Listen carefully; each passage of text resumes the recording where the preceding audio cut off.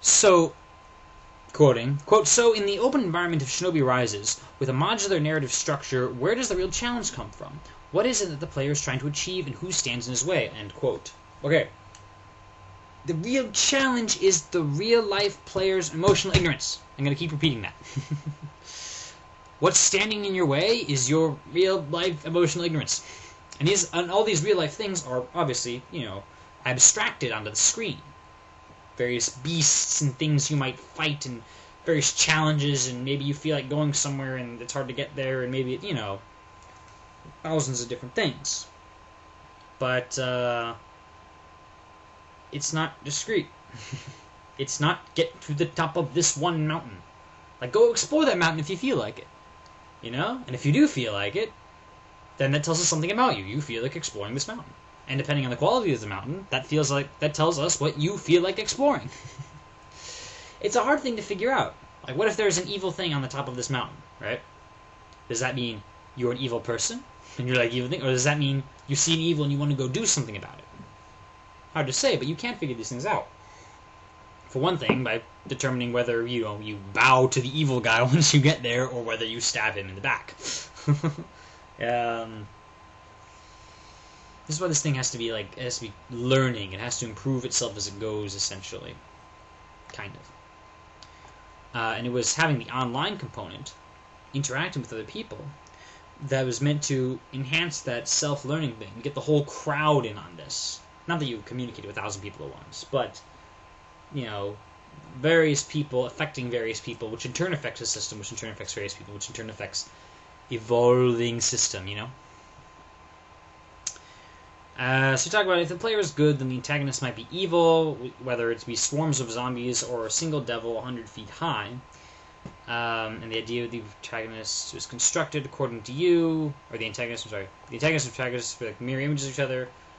Yeah, kind of.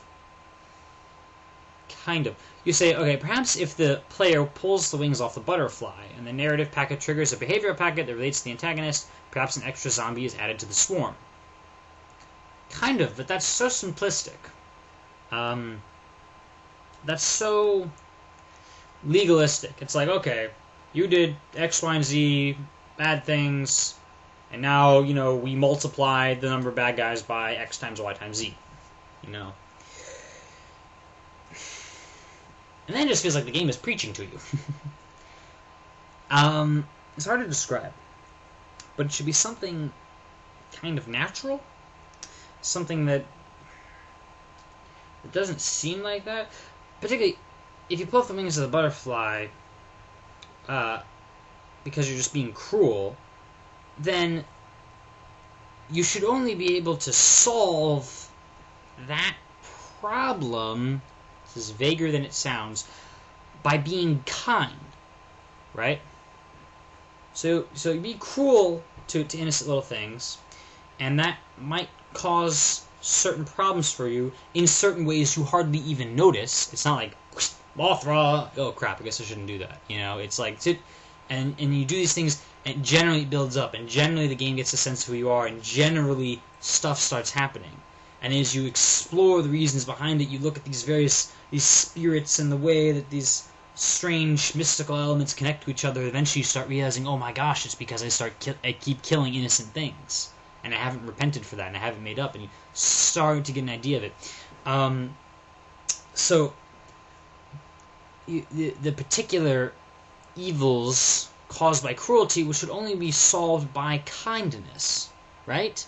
Again, it's vague, because many things can be at once. You could be like cruel and also a coward and also, guilty, and also you feel, I don't know, angry, and also you feel depressed, and also into all the various levels, and these all things connect to each other, which is why the game can never have an ending, because other things, it's a big mess. The world is kind of messy that way, but you deal with it. But essentially, yeah, the cruelty should be called by kindness. What you have here is like you do something that's evil to this butterfly, and so a zombie is added to the swarm. But let's say if it's like traditional, combat with this zombie, then you solve that by how? Well, by dexterity, right? By knowing how to swing your sword really well. You know what? You can't solve your emotional problems by swinging a sword really well. You can't solve cruelty with dexterity. you know. So it's got to adapt to you. Otherwise, there's a disconnect, and the thing doesn't seem like it means anything. It seems pretty random, you know. So okay, that basically ends your letter.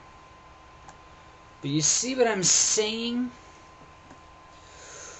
It's very, very different, and you know, glad you responded, because I can respond to you, and I'm sure you don't quite get what I'm saying in this video, so you can respond to me. Not just you, Perry. Everybody watching this video can respond to me, and slowly but surely get a better sense of this concept.